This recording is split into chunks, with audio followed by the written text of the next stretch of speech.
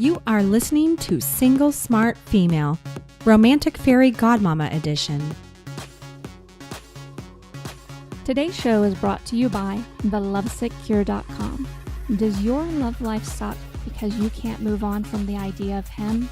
Does every man you meet pale in comparison to the way he made you feel? It's okay, lady love. We 100% understand and have been there before. Whether you'd like the opportunity to get him back or to completely move on, we know this only happens when you cure your heartbreak and love sickness. Let us help you do that today at thelovesickcure.com.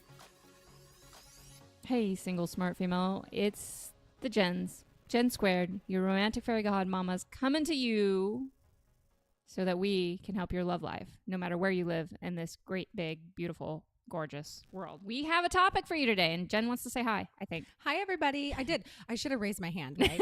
Jen, pick me. I want to talk.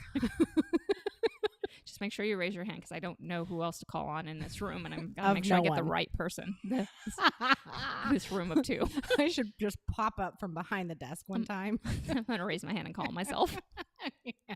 Oh, that would scare the fuck out of me. What the fuck? Okay, we have a topic for you, and that topic is how to handle dating/romantic setbacks. This is a really great topic. It is. Because you've had a few. For sure. I've had a few. Yeah. Don't we all? I mean, whenever you're trying to reach new heights, you always hit a setback. New romantic heights. Exactly. Ain't no mountain high enough. Okay, we'll stop there. Unless you want to hear more, then just please let us know because we'll sing more. Yes. Jen 2 with one N is the singer. I'm the fake singer. I don't know about that. Don't you like singing? I love it. It doesn't mean that I actually have the talent. Remember when American Idol came out? I quit singing because I thought, oh my gosh, I hope I'm not that person that thinks that they're great and they suck terribly. Do you know I met William Hung in person? I love him so much. I can do his dance. Can you? Yes. Sweet. I'm going to have to, we'll watch that after this episode. Okay. He's a very interesting guy. He's super duper cute. Yeah. Sting like a bee. I love Ricky Martin. Me too. Yes. Okay. Here we go.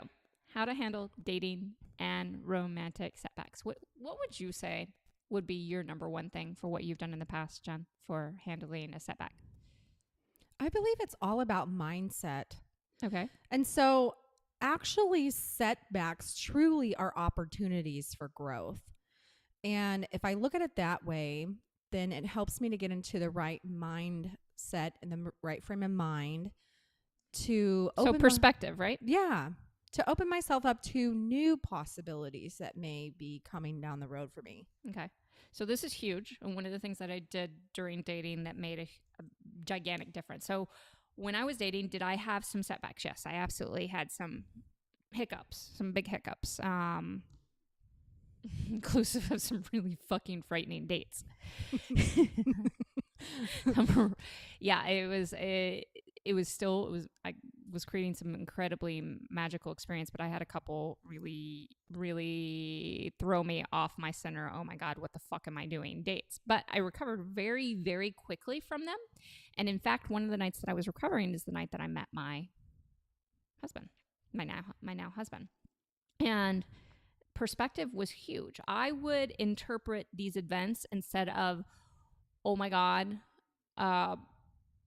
as what I used to do is I'm never going to find anybody. I would say that this is a fucking opportunity for something. I may not know right in this moment what it is, but this is either a gift or an opportunity. And if you don't want to think of it as a gift, I'm totally cool with that because there's some really crappy ass situations that I would never want to consider a gift. But there's always an opportunity in there, even if it looks buried underneath horrible, horrible things. Okay. Absolutely. So perspective is huge. Mindset in shifting and being able to say, okay, yes, this happened. It sucked. Something here. There's something better for me here, though. I'm going to uncover it. Big difference in your romantic resilience. What do you think is number 2? Ooh, I'm putting her on the spot today, ladies. For sure. Number 2, I'm going to watch you as you write it. Is that a form of cheating? Yes. Setbacks. I don't know, Jen. Okay. You have stumped me. Number 2, it's 2 ways to do it. Essentially what you're going to do is you're going to lick your wound. You're going to acknowledge that you actually had a setback, or it's something that happened, even though there's an opportunity in it.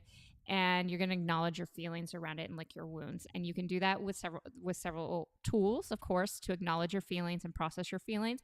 And the other piece of that is with those, after you go through the emotional tool piece of it, I want you to use self-care and spoil yourself a bit. Take good care of yourself. If you need to take a night off from dating, that's fantastic. If you need to take a week off from dating, that's fantastic. There is nothing wrong with recentering and recalibrating and taking some time to lick your wounds and process. The only thing I don't want you to do is let it turn into shutting down for romantic business.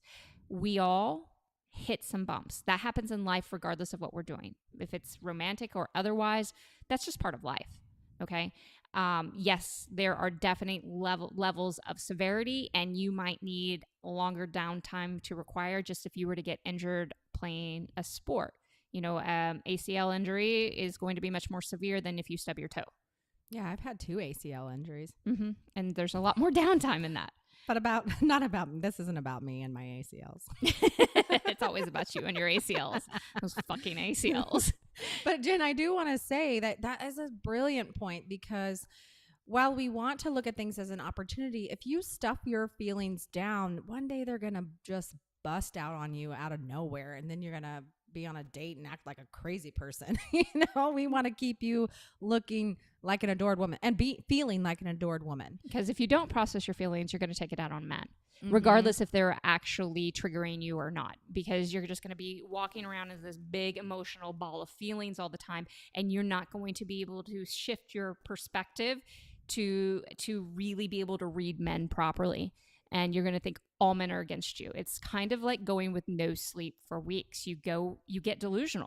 At a certain point, you become delusional on no sleep. It takes way less time than weeks. I don't know why I said weeks, but you'll be there. It's the same thing with with not processing your emotions. At some point, your system starts to shut down, or you explode emotionally, and it's going to be all over everybody else. And sometimes these people deserve it, but a lot of times they don't. And your love life is going to keep suffering for it. So give yourself permission to lick your wounds, to take some downtime, to digest and process everything that's going on, and take really fucking great care of yourself.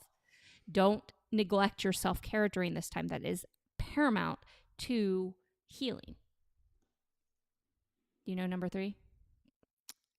I'm going to say that you should make an appointment with William Hung and come sing. That's a good one. I don't know number 3, Jen, but once you say it, I know I'll be like, oh, yeah. I'm making this up as I go along, just so you know. I know.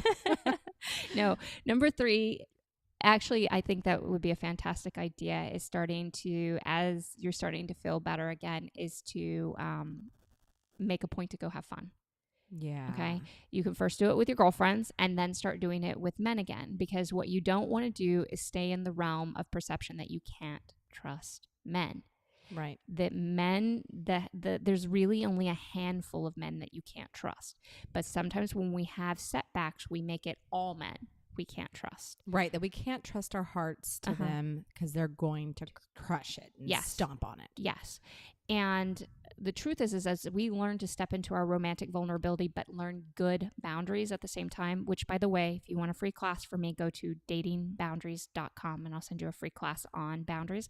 When we learn to put those together and learn how to date, it's a completely different experience with men, where you get to take a step when you actually fully immerse yourself into the world of being an adored woman, where men are stepping up for you in ways that you never expected.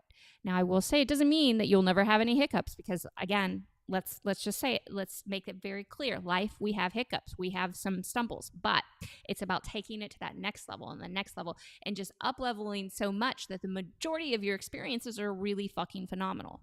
And then when you do that and you have a setback, you have a hiccup, you have fallen and skinned your knees, you can start to even more quickly see the opportunity or the gift in it. Yeah. You were looking at me like I should say something. Well, I like it when you say things. Oh, I'm saying that's really genius. Oh, yeah. well, thank you. And yeah, think about the things that light you up. I mean, for me, I love playing beach volleyball. I love hiking. I love scuba diving. I love wine tasting. I could go on and on and on and on. Find an on and on list of your passions and then just jump into them. Mm-hmm. Are things that you did when you were younger that really it lit you up when you were younger so that you can incorporate again. So think about it this way. Let's say if when you were younger you did you trained for gymnastics or something like that for long periods of time, and you've neglected that for whatever reason, you can do a smaller version of it. No, you're not going to be competing on it, but you can tap into that joy again and that feeling alive in your body. I did that with my kiddos' sports. I didn't realize how not being in sports, how much I missed it. And when I decided to step into her sports again, not at a playing level, but a piece of it where I got some interaction from it, something came alive in me again throughout this last year that has been a very, very important piece to me up leveling in other pieces of my life, not just romantically. So I want you ladies to really just take some time to assess that. What are the things that maybe you've been neglecting? And this could be part of that opportunity that we're talking about for you to reconnect with. Yeah. And Jen, so I don't know why I want to say this, but I feel like someone needs to hear this, that if there's something that you're wanting to do or you think, oh, wow, it'd be so great if this existed or there's this group or something and it's not out there, start it. Create it. Yep. Yes, we're adored women. We make things happen in this world and we change this world. Yes, we are taking this world to the next level. So don't be intimidated by it. Even if you hit some hiccups with that too, that's okay. Keep doing it. Keep pressing forward. If it lights you up, keep pressing forward, because I can guarantee you it's going to light up other women as well. Right. Now, finally, so we talked about perspective, licking your wounds, and having fun. The next piece, again, I talked a little bit about it in the last one, is be willing to step back into dating and understand that you don't have to change for dating, but there are certain ways that you can tweak your experiences and tweak your interactions with men that are going to lead to much more profound and incredible experiences for you to enjoy. I know a lot of women hyper-focus on the destination, which is for many women getting married, having kids, things like that. But there's something really profound that we neglect when we don't enjoy the moment of dating. And I want you to be willing to give yourself permission to enjoy that piece. Today's show is brought to you by thelovesickcure.com. Does your love life suck because you can't move on from the idea of him? Does every man you meet pale in comparison to the way he made you feel? It's okay, lady love. We 100% understand and have been there before. Whether you'd like the opportunity to get him back or to completely move on, we know this only happens when you cure your heartbreak and lovesickness. Let us help you do that today at thelovesickcure.com. Thank you, Lover Girl, for joining us on this romantic fairy godmama edition of Single Smart Female. Don't forget to text this episode to all of your single smart girlfriends, as well as visit us at singlesmartfemale.com. We'll talk to you next time. And here's to you having everything you want in life and love.